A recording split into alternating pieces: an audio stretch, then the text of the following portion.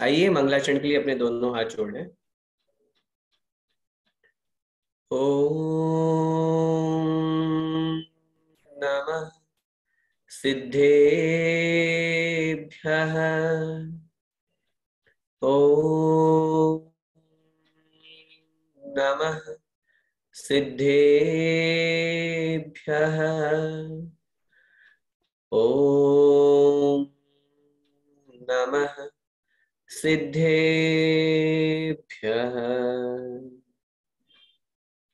नमः श्रीवर्धमानाय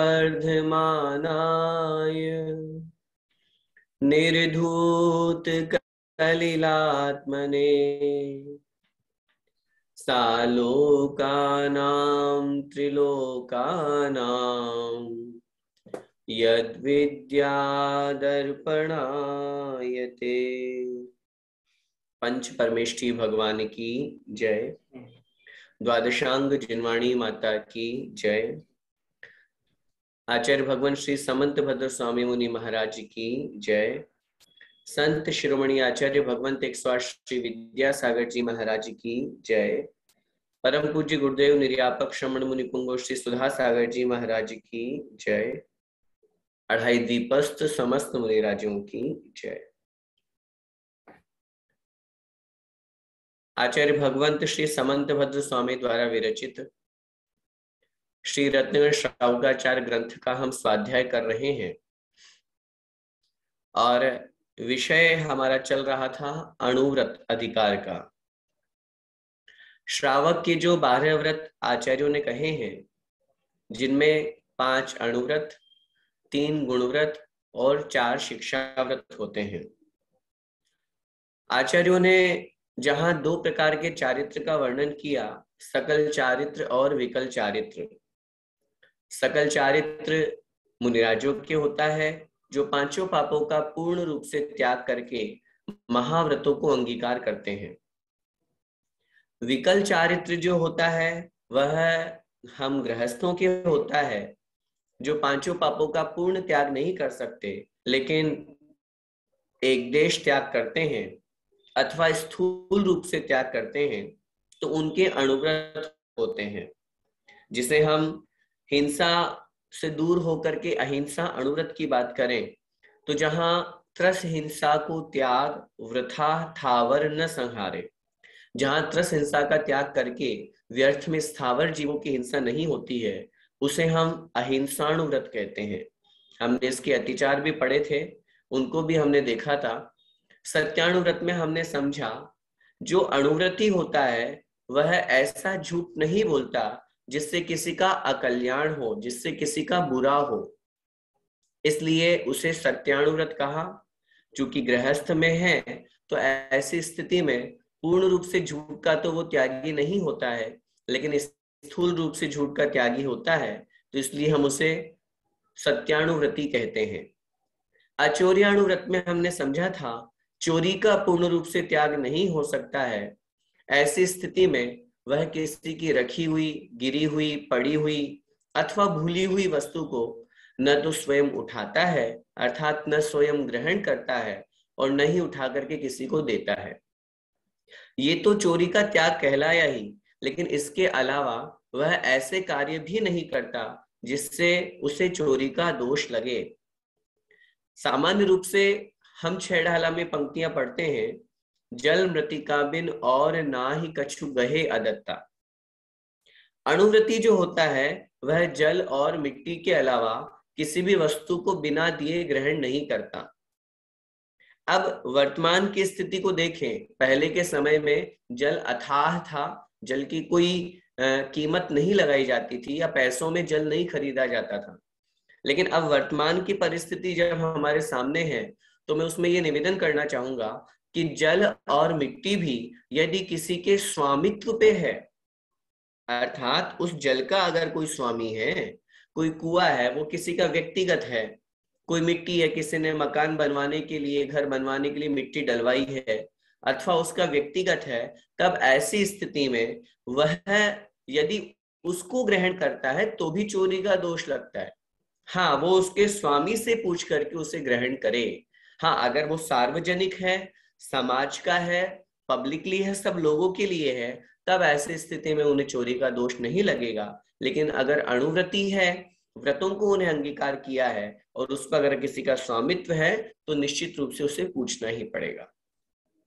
हमारी कक्षा में ये अचौर्याणुव्रत तक हो गया था और इसके जो अतिचार हमने पढ़े थे कि जो अणुव्रती होता है वह स्वयं तो चोरी नहीं करता, लेकिन अगर कोई चोरी करके लाया है तो उस पदार्थ को भी ग्रहण नहीं करता। चोर प्रयोग चोरार्था आदि करके हमने 58 श्लोक पूरे कर लिए थे। आज की कक्षा से हम 59 नंबर के श्लोक से हम शुरू करेंगे, जिसमें आचार्य भगवंत ब्रह्मचर्य अणुव्रत की बात कर रहे हैं। ब्रह्मचर्य अणुव्रत किसे कहते हैं, किस प्रकार से वह उस ब्रह्मचर्य अणुव्रत को अंगीकार करता है और उस व्रत में किस प्रकार दोष लगते हैं। अगर हम ध्यान देंगे तो उन दोषों से हम बच सकते हैं, ये बात यहाँ पर समझाई जा रही है। आइए हम सभी अपनी अपनी पुस्तक में जो 59 नंबर का श्लोक है ब्रह्मचर्य व्रत का जो लक्षण है उसको हम यहाँ पर समझते हैं। देखिए, न तु परदारान गच्छति न परान गमयति च पाप भीतेर्यत्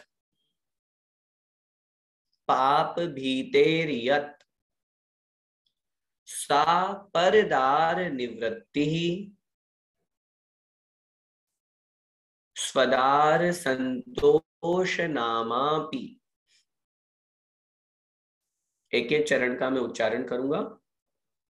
न तु परदारान गच्छति न तु परदारान गच्छति न परान गमयति च पाप भीतेर्यत् न परान गमयति च पाप भीतेर्यत् सा परदार निवृत्तिः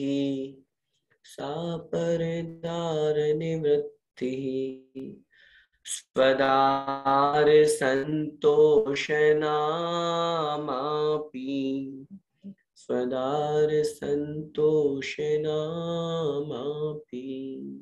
एक साथ बोलेंगे। न तु परदारान गच्छति न परान गमयति च पाप भीतेर्यत् सा परदार निवृत्तिः स्वदार संतोष नामापि। ब्रह्मचर्य अणुव्रत का लक्षण हम समझ रहे हैं। सबसे पहले इसके विपरीत, ब्रह्मचर्य से विपरीत जो पाप रूप है कुशील, उसे हम संक्षेप में समझते हैं। शब्द है कुशील। कु माने खोटा, शील मतलब आचरण।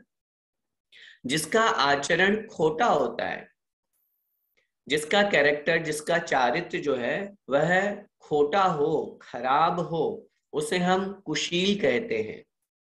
मैं निवेदन करना चाहूंगा, विशेष रूप से ब्रह्मचर्य अणुव्रत की जब अपन बात करते हैं तो वहां पर शारीरिक संबंध, जिसे हम अपनी स्त्री के अलावा अन्य पर स्त्रियों के प्रति पूर्ण रूप से विरक्त होना, इसे हम ब्रह्मचर्य अणुव्रत स्थूल रूप से अभी हम समझते हैं।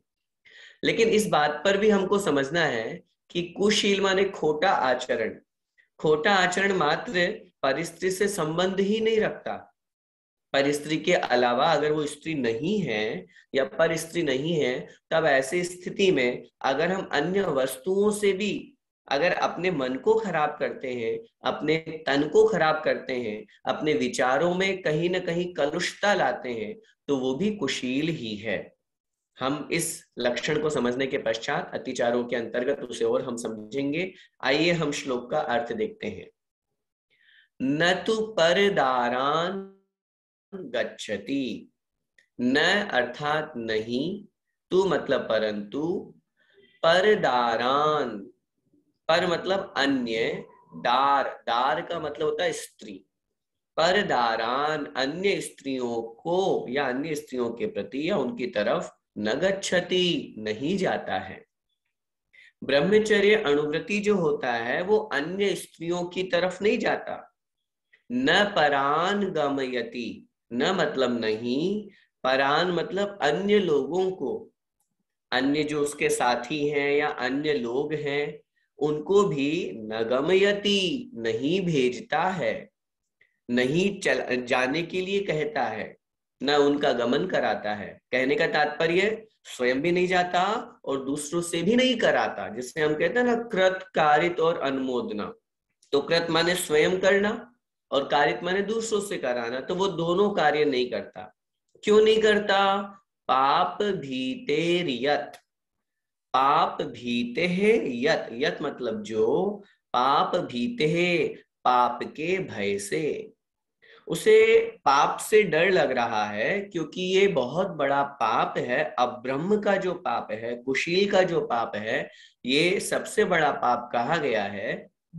इसीलिए वह पाप के भय से कि कहीं मुझे पाप न लग जाए, मेरे व्रत में दोष न लग जाए, इसलिए वो स्वयं भी अन्य स्त्रियों के पास नहीं जाता और अन्य लोगों को भी नहीं भेजता। सा मतलब वह परदार निवृत्ति ही, पर मतलब अन्य, दार मतलब स्त्रियों से, निवृत्ति माने छूटना, अलग होना, त्याग जिसे हम कहते हैं, वह अन्य स्त्री का त्याग रूप स्वदार संतोष नामापि, स्वदार संतोष नाम अपि, स्व मतलब अपनी, दार मतलब स्त्री में, अपनी पत्नी में संतोष रखना, उसी में संतुष्ट होना, यह नाम भी है, नामापि यह नाम भी है। क्या मतलब हुआ? पूरे श्लोक का अर्थ एक बार फिर से देखिए। जो अणुव्रति है, क्योंकि उसी की चर्चा चल रही है, पहले हम 3 अणुव्रतों का स्वरूप समझ चुके हैं। ऐसी स्थिति में जो अणुव्रति है वह पाप के भय से अन्य स्त्रियों के पास स्वयं नहीं जाता और अन्य लोगों को भी नहीं भेजता।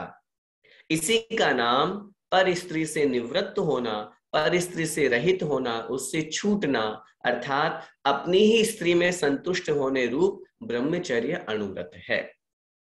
क्या मतलब हुआ? अब हम भावार्थ समझते हैं। इस श्लोक में आचार्य भगवंत समंत भद्र स्वामी महाराज उस अणुव्रति की बात कर रहे हैं।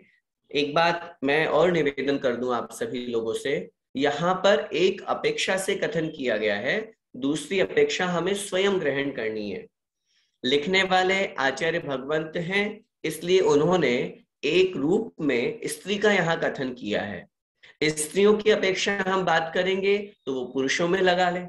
जैसे जो ब्रह्मचर्य अणुव्रत का पालन करने वाली श्राविका है वह अन्य पर पुरुषों के पास स्वयं नहीं जाती और न दूसरों को भेजती है। इसी का नाम अपने ही पति में या अपने ही पुरुष में संतुष्ट रहने रूप ब्रह्मचर्य अणुव्रत है। एक अपेक्षा से कथन किया जाता है तो दूसरी अपेक्षा अपने आप स्वयं सिद्ध हो जाती है। रही बात ब्रह्मचर्य अणुव्रत में जो अभी अपन चर्चा कर रहे हैं, इसके अंतर्गत आचार्य महाराज हमें समझा रहे हैं, क्योंकि अणुव्रति है, अभी उसने पूर्ण रूप से स्त्री का त्याग नहीं किया है, अभी वह अपनी पत्नी में, अपनी स्त्री के साथ में संबंध बना सकता है, बनाता है। ऐसी स्थिति में गृहस्थ में रह रहा है, लेकिन घर में रहते हुए अपनी स्त्री के अलावा जहां पर स्त्री में माता बहिन सुता पहचानो, इसकी दृष्टि हमें आचार्यों ने सिखाई है। अपने से छोटी है तो उसके प्रति पुत्री की दृष्टि, अपने बराबर है तो उसके प्रति बहन की दृष्टि, अपने से बड़ी है तो उसके प्रति माता की दृष्टि। कभी हमने इस बात पर विचार किया कि इन दृष्टियों के बारे में क्यों कहा गया है, ऐसा क्यों कथन किया है कि हमें ऐसी दृष्टि रखनी चाहिए? उत्तर मिलेगा, क्योंकि अपने अंदर ऐसी दृष्टि रखने से मन में विकार नहीं आता। माता कितनी भी सुंदर हो, क्या उनके प्रति कभी मन में विकार भाव आता है? क्या कभी मन में ये भाव उठता है कि मैं इनके साथ में संबंध बनाऊं? बहन के प्रति क्या कभी भाव आता है? पुत्री के प्रति क्या कभी भाव आता है? नहीं आता। इसीलिए क्यों? क्योंकि हमें पता है कि इनके साथ ये हमारे वात्सल्य से युक्त है। ब्रह्मचर्य अणुव्रत हमें यही सिखाता है, हमें अब ब्रह्म से निकल करके ब्रह्म की यात्रा करनी है। हमें वासना से निकल करके वात्सल्य की ओर आगे बढ़ना है। प्रेम करने के लिए, वात्सल्य करने के लिए कोई मनाही नहीं है, कहीं कोई निषेध नहीं किया, लेकिन वो वात्सल्य वासना में ना बदल जाए। वात्सल्य एक परम पवित्र अनमोल रिश्ता है, या जिसे हम अमृत की उपमा दे सकते हैं। और वही वासना जो होती है वो एक विष के समान होती है, जहर के समान होती है। वात्सल्य आत्मा के गुणों से किया जाता है, शारीरिक सुंदरता से वात्सल्य नहीं होता, वासना होती है। बाहर की आपने रूप देखा, सुंदर रूप देखा, और रूप देख करके आप आकर्षित हुए, इसे वात्सल्य नहीं कहेंगे, इसे तो वासना कहेंगे। जो शारीरिक देह को देख करके, शरीर को देख करके हमारे अंदर जो उसके प्रति काम वासना उत्पन्न होती है। तो इसलिए बहुत स्पष्ट से हमें इस बात को समझना है, और ये बात और अच्छी तरह से समझना है। भले ही हमारे व्रत ना हो, कोई ये प्रश्न करें कि हमने तो अणुव्रत लिया ही नहीं है, तो हम क्या करें? क्या करें? हम अपने जीवन में ब्रह्मचर्य को अपनाएं। इसकी आचार्यों ने लिखा है, भले ही ये, जैसे 10 लक्षण धर्म के दिनों में हम चर्चा करते हैं, भले ही ये अंतिम धर्म का नाम है, ब्रह्मचर्य धर्म, उत्तम ब्रह्मचर्य हम बोलते हैं, लेकिन धर्म की शुरुआत, धर्म का प्रारंभ जो है वो ब्रह्मचर्य से होता है। आचार्य श्री के पास में जाकर के अगर हम निवेदन करेंगे कि हम भगवान आगे बढ़ना चाहते हैं, तो आचार्य श्री आशीर्वाद देंगे, आजीवन ब्रह्मचर्य व्रत लो। प्रारंभ तो वहीं से होगा, और उसी से धर्म की शुरुआत होकर के वो व्यक्ति आगे बढ़ता है। अब ब्रह्म का जो सेवन करता है वह निश्चित रूप से संसार परिभ्रमण का मूल कारण होता है। संसार में भी उस व्यक्ति को खोटे चारित्र वाला कहा जाता है, कैरेक्टरलेस बोला जाता है। इसलिए हम अपने चारित्र को, अपने शील को इतना अच्छा बनाएं। जैसा कि पुरुष पर्याय की बात करें तो उसमें सेठ सुदर्शन प्रसिद्ध हुए हैं।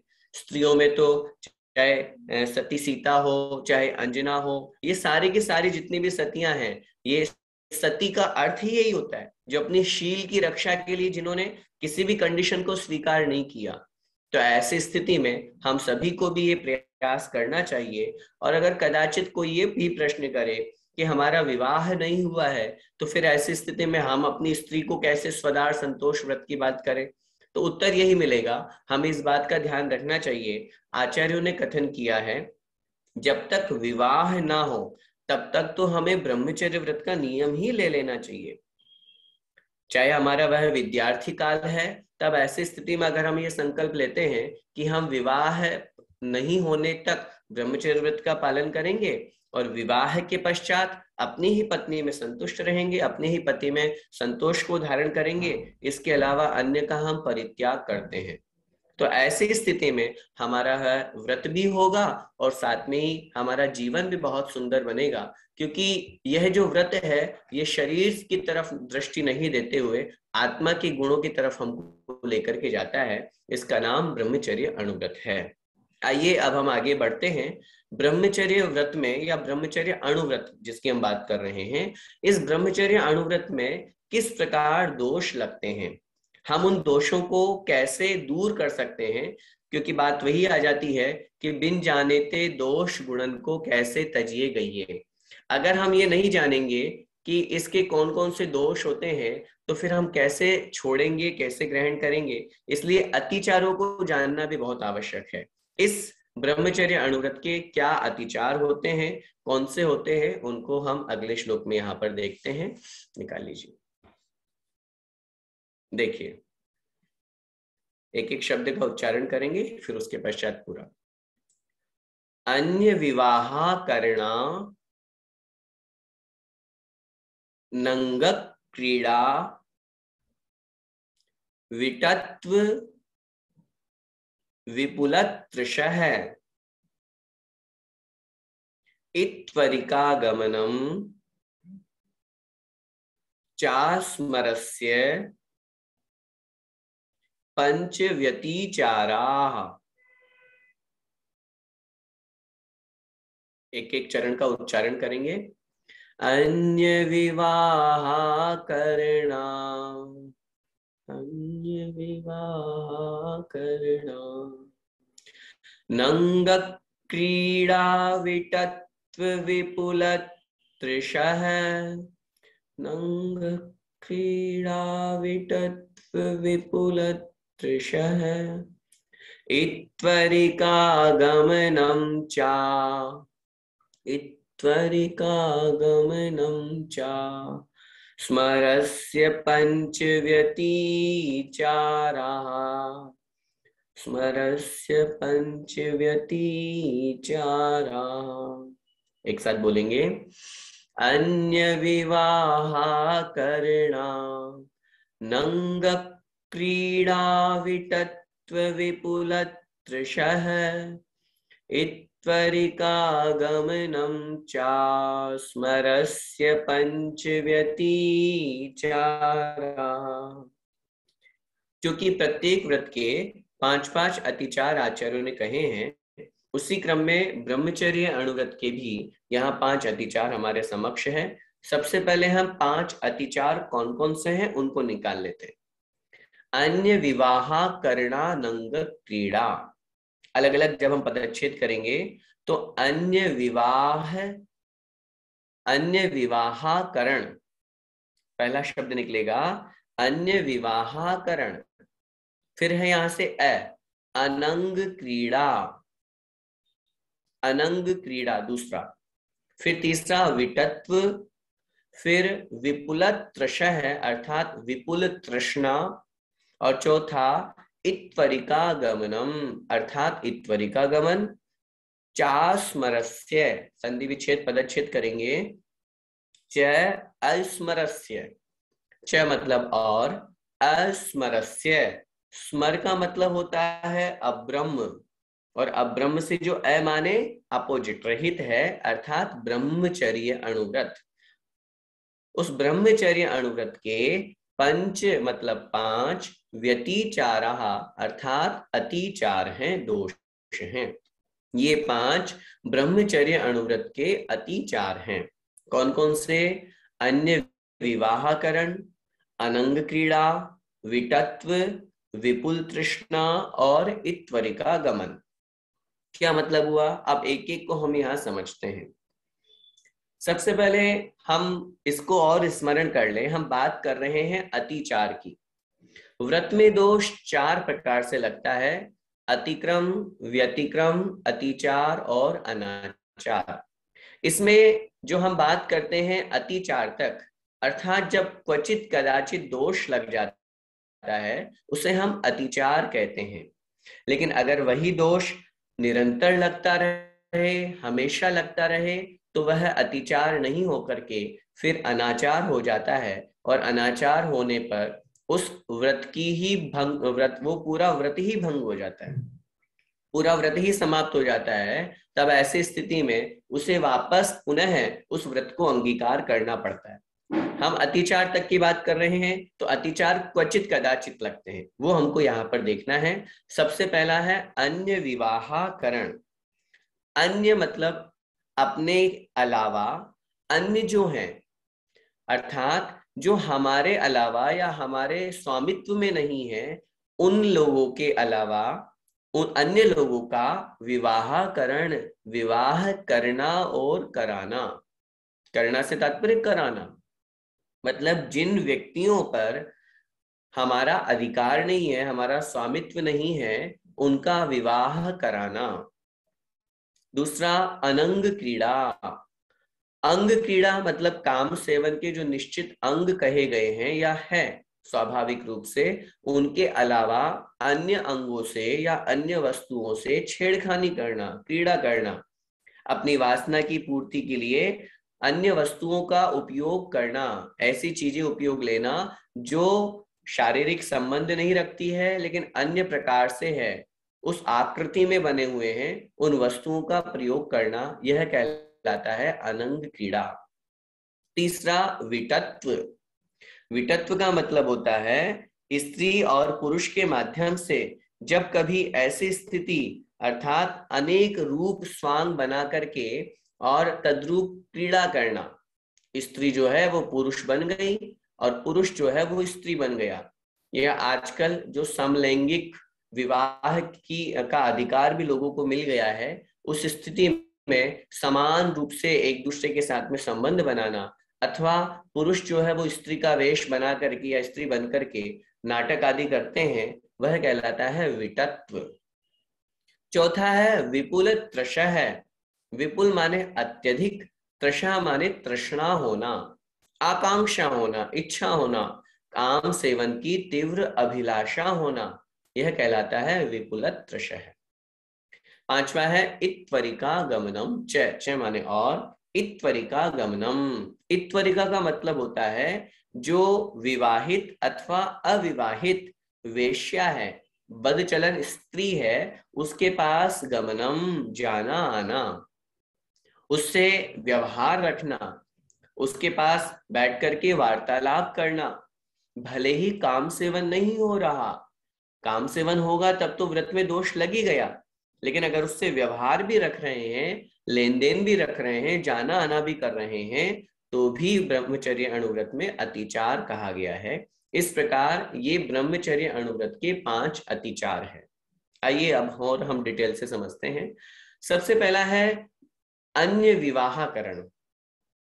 अब हमारे मन में ये प्रश्न उपस्थित हो सकता है कि क्या हम दूसरों की शादियों में नहीं जाएं या दूसरों की शादियां नहीं कराएं। अक्सर संसार में आप लोगों ने ऐसे बहुत से लोग देखे होंगे जिनका जो सामाजिक स्तर पर लोगों को एक दूसरे को मिलाने का काम करते हैं। जो कोई कहीं बैठा हुआ हो तो, हाँ तुम्हारी बेटी है, उसके साथ में मैंने एक लड़का देखा था, फलाने चंद का है और बहुत बढ़िया लड़का है, आप चाहो तो एक बार मैं उनसे बात कर रहा हूँ, बायोडाटा मंगवा दूं आपको, तो क्या पढ़ी लिखी है। ऐसे बहुत से लोग होते हैं जो मीडिएटर बन करके यही काम करते हैं, उनका कार्य यही है। अब जरा इस बात पर विचार करें, इसमें दोष क्या है। इसमें दोष ये है, वो भविष्य में अगर पति पत्नी के रूप में बनते हैं या उनका विवाह होता है, विवाहोपरांत काम वासना रूप वो जितनी भी पाप क्रिया करेंगे, उस सामने वाले व्यक्ति को उसमें निमित्त बनने के कारण से दोष लगता है। कभी हमने इस बात पर विचार किया, अगर हम अपने गुरु के समक्ष जाकर के और उनसे आशीर्वाद ले कि महाराज जी मैं विवाह करना चाहता हूं, आप आशीर्वाद दीजिए, तो क्या कभी वो देंगे? नहीं देंगे। क्यों? संसार के कार्यों का कभी आशीर्वाद नहीं मिलता। अगर वो आशीर्वाद देते हैं, हाँ बढ़िया है, बहुत अच्छा, मेरा आशीर्वाद है, तुम बहुत अच्छे से विवाह करो, तो अनुमोदना हो गई और अनुमोदना का दोष लगेगा। हाँ, अगर आप जाएं और उनसे कहें कि महाराज अब मैं मुनि तो नहीं बन पाऊंगा, गृहस्थ जीवन मैंने अंगीकार करने का भाव रखा है और मैं आगम के अनुसार चक्रवर्ती विवाह करता हूं या इस तरह की पद्धति को अपनाता हूं, तो मैं उस निमित्त से आपका आशीर्वाद चाहता हूं, तो उसका आशीर्वाद आपको मिल जाएगा। लेकिन अणुवृत्ति भी जो है वो दूसरों के विवाह नहीं कराता। और स्पष्ट रूप से आचार्यों ने लिखा, अणुवृत्ति अपने स्वामित्व के अलावा अपने पुत्र पुत्रियां हो अथवा अपना परिवारी जन हो, उनके अलावा अन्य के विवाह में सम्मिलित भी नहीं होता।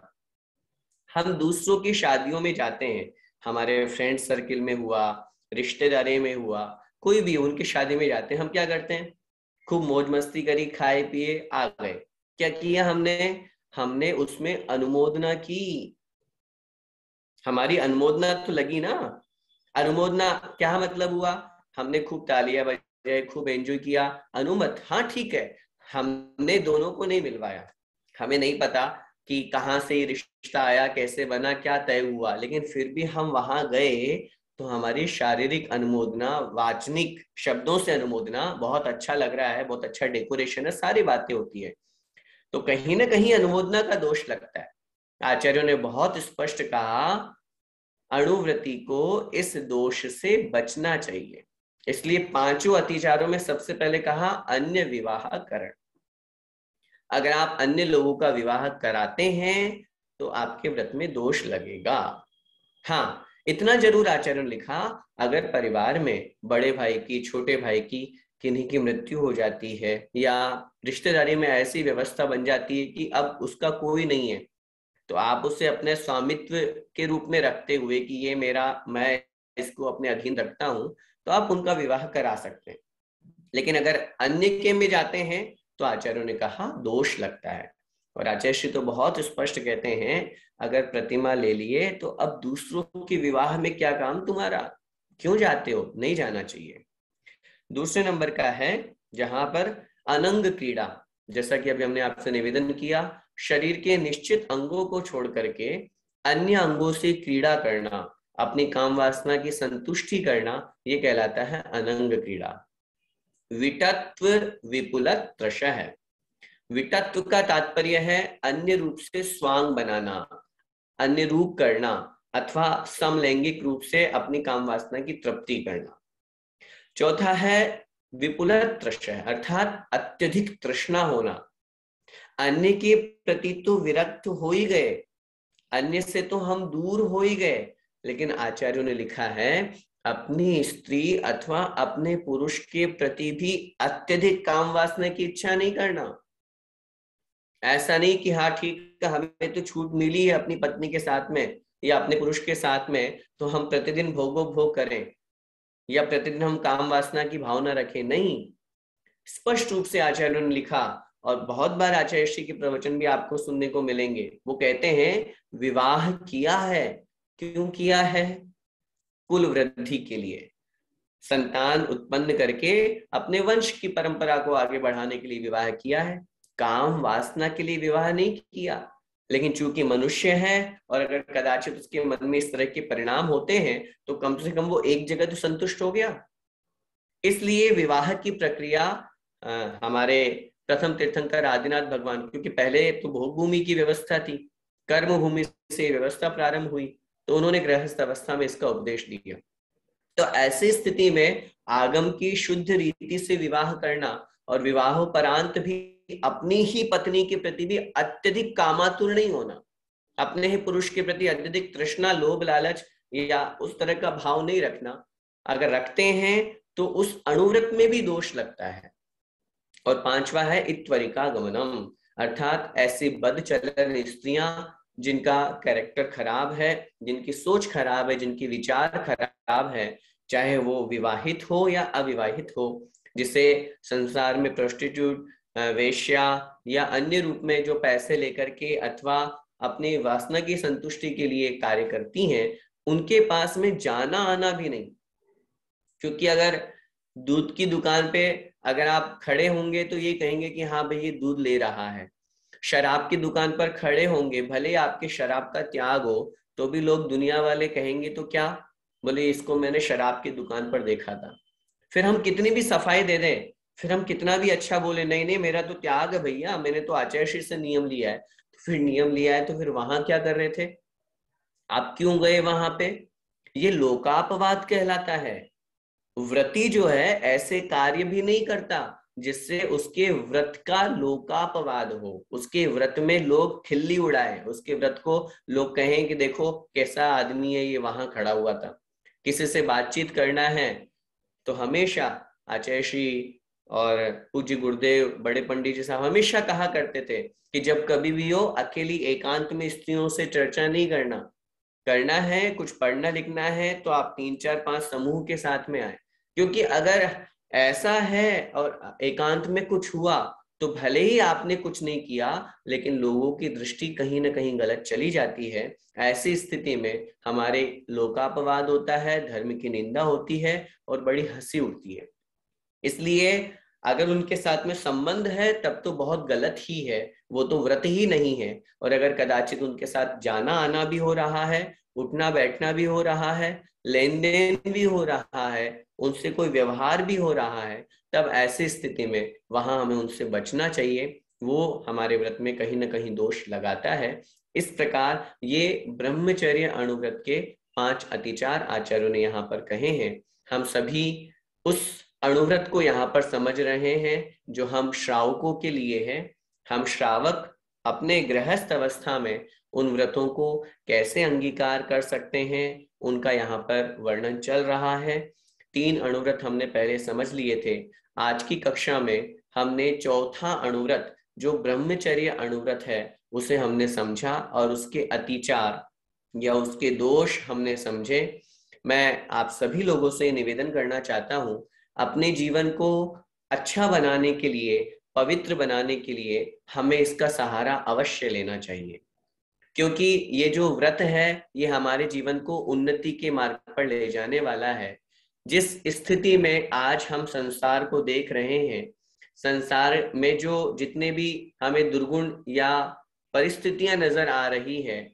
आज पाश्चात्य संस्कृति इतनी हावी हो चुकी है कि उस पाश्चात्य संस्कृति के प्रभाव में वह व्यक्ति पूर्ण रूप से मदांध होकर के और अपने वेशभूषा को, अपने खान पीन को इतना गलत उसने बना लिया है, जिस कारण से उसके अंदर ये वासना उत्पन्न होती है। मैं अभी कुछ दिनों पूर्व पूज्य मुनि श्री विनम्र सागर जी महाराज, जो आचार्य श्री के संग में ही हैं, उनको मैं सुन रहा था। उन्होंने स्पष्ट रूप से कहा कि एक सज्जन उनके पास में आए जो अदर कास्ट के थे, और कास्ट से वो मुंडन थे, और वो धर्म से इतने प्रभावित हैं कि उन्होंने शाकाहार को अपनाया, मांसाहार को छोड़ा। जो मैं चर्चा कर रहा हूं उसका विषय यह है कि वो अपने पास में लगभग 50-60 पेजेस की बहुत बड़ी फाइल लेकर के आए, और उन्होंने महाराज के सामने रखते हुए कहा कि आज जितना भी फास्ट फूड है, जितना भी जंक फूड है, इन सब में क्या मिलाया जा रहा है।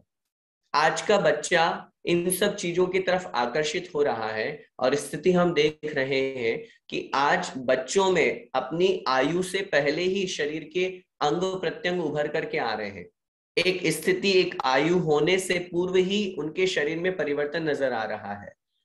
हम सामान्य रूप से जब स्त्रियों की बात करते हैं, बहनों की बात करते हैं, तो एक लगभग 12-13 वर्ष की उम्र में उनका शरीर जो है वो विकसित होता है और शारीरिक परिवर्तन होता है। लेकिन आज स्थिति यह है कि 8-9 साल की उम्र में ही उनमें शारीरिक परिवर्तन हो रहा है, उनके शरीर में परिवर्तन हो रहा है, पुरुषों में काम वासना बढ़ रही है। मैं मानता हूं आज कोरोना के कारण से बहुत से स्थानों पर, और बहुत से नहीं, लगभग प्राय सभी स्थानों पर ऑनलाइन पढ़ाई का चलन हुआ है। मोबाइल बच्चों को देना पड़ता है, लेकिन ऐसी स्थिति में हर चीज के दोनों उपयोग होते हैं, सदुपयोग भी होता है, दुरुपयोग भी होता है। ये हमारा, माता पिता का, बड़े लोगों का, हम सभी का कर्तव्य है कि हम अपने बच्चों को ये समझाएं। जितने समय तक की क्लास है उस क्लास में ही हम उनको मोबाइल दें, उसके अलावा शेष समय में हम उनसे मोबाइल छुड़वाएं, उनसे हटवाएं। आज जिस स्थिति में हमारी संस्कृति जा रही है या धर्म जा रहा है, उससे हमें बहुत बचाने की आवश्यकता है। कहीं ना कहीं खान पीन का भी हमारे ऊपर प्रभाव पड़ता है। और जब इस तरह का फास्ट फूड, जंक फूड उन्होंने बताया, आज भले ही अभी कुछ दिनों पहले ही आप लोगों ने अखबार पढ़ा होगा, आलू की जो चिप्स आती है, वेपर्स, अब आप कहेंगे उसमें क्या दिक्कत है, वो तो सिंपल सी बात है। लेकिन जरा उस बात पर विचार कीजिए, बहुत अच्छी तरह से एक व्यक्ति ने सुप्रीम कोर्ट में अपनी याचिका रखी है, उसके ऊपर जो मसाला लगाया जाता है उस मसाले में भी नॉनवेज मिला हुआ है। और जो कंपनी है, जो बनाने वाले हैं, उन्होंने उस पर ग्रीन सिंबल रख दिया। आप ग्रीन सिंबल देख करके कि हरा कलर लगा हुआ है और बिल्कुल ये तो वेजिटेरियन है, इसको ग्रहण करने में क्या दिक्कत है। जरा इस बात पर उसकी जो उसमें घटक है, क्या क्या उसमें मिला हुआ है, उसको जब आप अच्छी तरह से जांच करेंगे तो पता चलेगा कि इसमें तो ये चीज मिली हुई है। और वो आज खिलवाड़ हो रहा है लोगों के साथ में। तब फिर वो जो कोर्ट का आदेश मिला कि अब आगे से जो भी खाद्य पदार्थ होंगे, कंपनी को पूरे रूल बना दिया कि उसको अपने पूरी चीजों को नाम लिखना पड़ेंगे कि इसमें इसमें क्या क्या मिलाया है। ऐसे ही चाहे वो पेस्ट्री हो, मोमोज हो, बर्गर हो, चीज हो, न जाने क्या क्या जितने भी फास्ट फूड होते हैं, इन सब में ऐसी चीज मिलाई जाती है जो लगता है हमको कि अच्छी है, बच्चों को आकर्षित कर रही है, स्वाद से आकर्षित कर रही है, लेकिन कहीं ना कहीं वो उनके स्वास्थ्य को खराब करके शरीर को खराब कर रही है। आज जरा विचार कीजिए, आज 10 साल 15 साल की उम्र में बच्चों को किस किस तरह के रोग होने लग जाते हैं, किस किस तरह की बीमारियां होने लग जाती है। आज 50 साल भी नहीं हो पाता, 25-30 साल की उम्र का आदमी, किसी को बीपी हाई लो हो रहा है, किसी को डायबिटीज हो रहा है, किसी को हार्ट की प्रॉब्लम है। तो ये सब चीजें क्यों हो रही है? ये हमारे खान पीन और हमारे साथ में जो वातावरण है वो इतना गंदा हो चुका है, उससे हमें बचना चाहिए। टीवी के कारण से, मोबाइल के कारण से, मैं ब्रह्मचर्य व्रत की बात कर रहा हूं, और उसमें जब तक हम अपने बच्चों को संस्कार नहीं देंगे, तब फिर ब्रह्मचर्य व्रत हम कहाँ से अपने जीवन में ला पाएंगे और बच्चों को कैसे सिखा पाएंगे। पूज्य गुरुदेव हमेशा कहते हैं, अपने बच्चों को चाहे भले ही वो छोटे हों, उनको आप छोटे कपड़े क्यों पहनाते हो, उनको आप फटे कपड़े क्यों पहनाते हो? अभी से ही, जब बचपन में ही आप उनको ऐसा सिखाएंगे, बड़े होने के बाद आप कहोगे नहीं बेटा फुल ड्रेस पहनो, बड़ी ड्रेस पहनो, वो कहेंगे नहीं, क्यों, शुरू से आदत ही आपने वैसी बनवा दी उनकी। तो ऐसी स्थिति हमारे साथ में हो रही है। मैं आज यही निवेदन करना चाहता हूं, अगर हमें अपने जीवन में ब्रह्मचर्य व्रत को अपनाना है तो कम से कम हमारे आसपास का वातावरण को भी संस्कारित करना या उस रूप बनाना, ये भी हमारा कर्तव्य है। हम अपने बच्चों को जरूर संस्कारित करें। आज ऑनलाइन का जमाना आ गया है, लेकिन उस ऑनलाइन में भी हम इतना तो अधिकार रखें कि अपने बच्चे से पूछ सके कि बेटा तुम क्या देख रहे हो, तुम क्या कर रहे हो। नहीं तो वो दिन दूर नहीं है जब आज स्थिति हम लोगों की देखते हैं, घर में 4 मेंबर है, 5 मेंबर है, सबके रूम अलग अलग हैं, सब अपने अपने मोबाइल में लगे हुए हैं। वो 5 मेंबर भी एक जगह बैठ करके भोजन नहीं कर पा रहे हैं, एक जगह बैठ करके बात नहीं कर पा रहे हैं, तो फिर हम अन्य लोगों की क्या बात करें। और स्थिति ये बढ़ रही है कि उस मोबाइल में कुछ नहीं है, सिर्फ फालतू हम टाइम पास कर रहे हैं, गलत चीजें देखते हैं, अपने मन मस्तिष्क को खराब कर रहे हैं। ये कहीं ना कहीं, जैसे मैं भी बात कर रहा था, कुशील, जरूरी नहीं है कि काम वासना हो तभी कुशील हो। खोटा आचरण, हमारी सोच खराब हो रही है, हमारा मन खराब हो रहा है। भ्रष्टाचार किसे कहते हैं? केवल रिश्वत लेने का नाम भ्रष्टाचार थोड़ी ना है। अगर हमारा आचरण भ्रष्ट है, अगर हमारा कैरेक्टर खराब है, हमारी किसी के प्रति सोच खराब है, विकार भाव मन में जागृत हो रहा है, कुछ गलत हो रहा है। पहले रेप के कितने केसेस आते थे, आज क्या स्थिति हो रही है संसार में। ये सब कहीं ना कहीं उस खान पीन का भी प्रभाव पड़ता है। जहां शुद्ध आहार होगा, मन मस्तिष्क हमारा बहुत अच्छा होगा, मन के विचार हमारे बड़े पवित्र होंगे। और जहां इस तरह के भाव नहीं हो सकते, या जहां होटल का खा रहे हैं, अशुद्ध खा रहे हैं, क्योंकि हम वही बात करते हैं कि जैसा खावे अन्न वैसा होवे मन। तो अगर हम सामने खिलाने वाला व्यक्ति गलत रूप में खिला रहा है, एक नौकर के हाथ का अगर हम खाना खाएंगे, भोजन करेंगे, तो वो जो नौकर जिन परिणामों से भोजन बना रहा है, वो परिणाम हमारे अंदर आएंगे। मैंने पहले भी निवेदन किया था, एक माँ के हाथ का भोजन हमें क्यों अच्छा लगता है, चाहे वो कैसा भी हो, कितना अच्छा वो बनाती है, क्यों? उसके साथ में प्रेम जुड़ा हुआ है, वात्सल्य जुड़ा हुआ है। पत्नी के हाथ का भोजन क्यों अच्छा लगता है? आज एक रोटी ज्यादा खाएंगे तो उनके मन में आएगा कि कितना अच्छा है, ये इन्होंने एक रोटी ज्यादा मांगी। आप किसी होटल में या किसी नौकर से मांगोगे तो होटल वाला लाके देगा आपको एक रोटी, एक की जगह 5 लाके देगा, कोई दिक्कत नहीं है। लेकिन उसके मन में क्या है, मेरे तो पैसा आएगा। नौकर को कहेंगे तो नौकर क्या सोचेगा, डेली तो 4 ही खाते थे, आज 5 क्यों खा ली? वो 5वीं रोटी जो बनाएगा उसमें गुस्सा करेगा, खींच करके बनाएगा वो। तो वही परिणाम हमारे अंदर जाएंगे। तो जब इतनी सी बात का असर हमारे जीवन में होता है, तो जो मार्केट से हम खाने पीने की वस्तुओं को ले रहे हैं, या इस तरह का गंदा वातावरण हमारे जीवन में आ रहा है, उसका क्या प्रभाव होगा, ये हम स्वयं विचार कर सकते हैं। इसलिए ब्रह्मचर्य अनुव्रत की बात चल रही है। हम अपने खान पीन को भी शुद्ध रखें, अपनी वेशभूषा को भी बहुत अच्छा रखें। जैसे हम वेशभूषा पहनेंगे, जैसा हमारा परिधान होगा, उस अनुसार हमारा कार्य होगा, और सामने वाले की सोच भी वैसी बनेगी। और संस्कार के साथ में हम अपना जीवन जिए। माता पिता या बड़े लोग स्वयं संस्कारित हों। बच्चे वो सीखते हैं जो हम करते हैं, जो हम कहते हैं वो नहीं सीखते हैं, जो हम करते हैं वो सीखते हैं। हम भी उनके सामने कम से कम अच्छे ढंग से पेश आए, अच्छी तरह से रहेंगे, तो निश्चित रूप से हमारा जीवन भी बहुत अच्छा होगा, और हम आने वाली पीढ़ी को बहुत कुछ अच्छा दे पाएंगे। और समय भी आपका हो रहा है। आज जो अपन ने दोनों श्लोक पढ़े हैं, आइए एक बार उनका रिवीजन कर लेते हैं।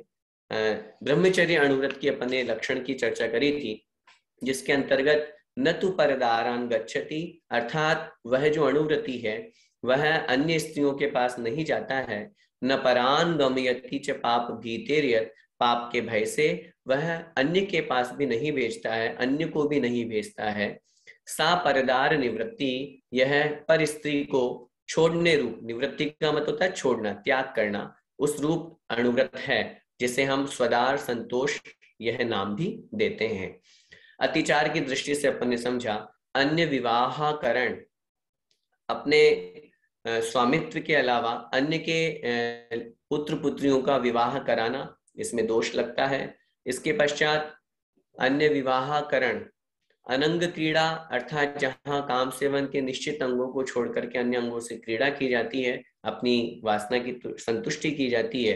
विटत्व और विपुलत्रशः, जहां अन्य स्वांग बना करके, अन्य रूप बना करके जहां वासना की तृप्ति की जाती है या इच्छा जाहिर की जाती है, जहां अन्य लोगों से तो दूर भले ही हो गए, लेकिन अपनों के प्रति भी, अपने स्त्री या अपने पुरुष के प्रति भी अत्यधिक काम वासना की तृष्णा होती है या उत्कंठा होती है, वो भी दोष के अंतर्गत आती है। और जो बदचलन स्त्री या पुरुष हैं, उनके पास में आना जाना, उनसे संबंध रखना, इसमें भी दोष लगता है। हमें अपने व्रत को बहुत अच्छी तरह से बनाने के लिए इन दोषों का भी ध्यान रखना चाहिए। कहीं हमारे व्रत में कोई दोष तो नहीं लग रहा, ऐसा हम ध्यान देंगे तो निश्चित रूप से हमारे जीवन में व्रत भी आएगा और उस व्रत को अंगीकार करके हम अपनी आत्मा का कल्याण कर पाएंगे। इसी मंगलमय भावना के साथ बोले द्वादशांग जिनवाणी माता की जय।